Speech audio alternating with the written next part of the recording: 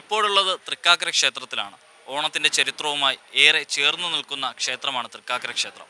ഓണനാളുകളിൽ ഒട്ടേറെ ആളുകളാണ് ഈ ക്ഷേത്രത്തിലേക്ക് എത്താറുള്ളത്. മഹാവിഷ്ണുവിന്റെ 5ാമത്തെ അവതാരമായ വാമനനാണ് തൃക്കാക്കര ക്ഷേത്രത്തിലെ പ്രധാന ആകർഷണം. ഇന്ത്യയിൽ വാമനൻ പ്രതിഷ്ഠയായുള്ള വളരെ ചുരുക്കം ക്ഷേത്രങ്ങളിലൊന്നാണ് തൃക്കാക്കര വാമനമൂർത്തി ക്ഷേത്രം. ഓണാഘോഷങ്ങളുടെ കേന്ദ്രമായി ഈ ക്ഷേത്രം അറിയപ്പെടുന്നു. മഹാബലി തമ്പുരാനെ വാമനൻ പാതാളത്തിലേക്ക് ചവിട്ടിത്താഴ്ത്തിയത് ഈ ക്ഷേത്രം നിന്ന സ്ഥലത്തെന്നാണ് വിശ്വാസം. ക്ഷേത്രവുമായി ബന്ധപ്പെട്ട വിശ്വാസങ്ങളുടെ ഭാഗമായി തന്നെയാണ് ഓണത്തപ്പനെ ഒരുക്കുന്നതും. തിരുവോണനാളിൽ പൂക്കളത്തിന് സമീപം വീടുകളിൽ ഓണത്തപ്പനെയും വയ്ക്കാറുണ്ട്.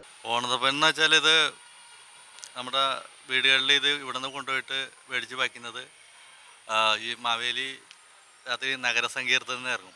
അപ്പോൾ ഇത് വച്ചിട്ടുള്ള വീടുകളിൽ കയറി ഇറങ്ങി പോകുന്ന ഐതിഹ്യം.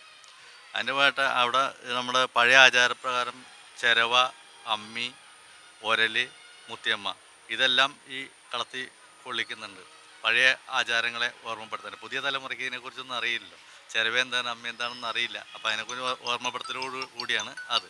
ക്ഷേത്രത്തിലെത്തുന്നവർ മഹാബലിയെ ചവിട്ടിത്താഴ്ത്തിയെന്ന് വിശ്വസിക്കുന്ന മഹാബലി ആസ്ഥാനത്തെയും വണങ്ങിയാണ് ക്ഷേത്ര ദർശനം പൂർത്തിയാക്കുന്നത്. ഓണത്തിന്റെ പ്രൗഢിക്കൊപ്പം തന്നെ തലയെടുപ്പോടെ നിൽക്കുകയാണ് തൃക്കാക്കര ക്ഷേത്രവും.